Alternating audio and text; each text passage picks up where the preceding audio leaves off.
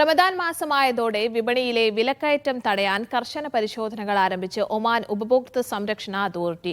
ന്യായമായ വിലയ്ക്ക് അവശ്യവസ്തുക്കളുടെ ലഭ്യത നിലനിർത്തുന്നതിനും വിതരണക്കാർ നിയന്ത്രണങ്ങൾ പാലിക്കുന്നുണ്ടെന്ന് ഉറപ്പാക്കുന്നതിനുമാണ് പരിശോധന. പൊതുജനങ്ങളോട് നിയമലംഘനങ്ങൾ റിപ്പോർട്ട് ചെയ്യാനും CPA അഭ്യർത്ഥിച്ചു.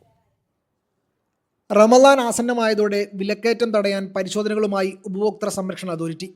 വിലസ്ഥിരത, ന്യായമായ വ്യാപാര രീതികൾ, ഉപഭോക്തൃ അവകാശ സംരക്ഷണം എന്നിവ ഉറപ്പാക്കുന്നതിനാണ് പരിശോധന. അന്യായമായ വിലവർധനവിലൂടെ റമദാൻ ആവശ്യകതയെ ചൂഷണം ചെയ്യാനുള്ള ഏതൊരു ശ്രമത്തോടും ഒരു വിട്ടുവീഴ്ചയും ഉണ്ടാകില്ലെന്ന് അധികൃതർ പറയുന്നു.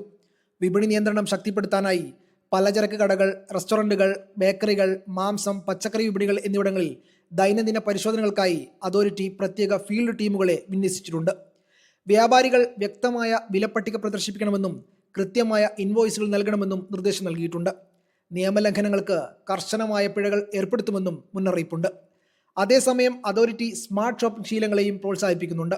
അമിതമായി വാങ്ങുന്നത് ഒഴിവാക്കാനും ഉൽപ്പന്ന ലേബലുകൾ ശ്രദ്ധാപൂർവം വായിക്കാനും അതോറിറ്റിയുടെ ഹോട്ട്ലൈനിലൂടെ, ഇലക്ട്രോണിക് ആപ്ലിക്കേഷനിലൂടെയും വിലനിർണ്ണയമോ ഗുണനിലവാര ലംഘനമോ റിപ്പോർട്ട് ചെയ്യാനും അഭ്യർത്ഥിച്ചിട്ടുണ്ട്.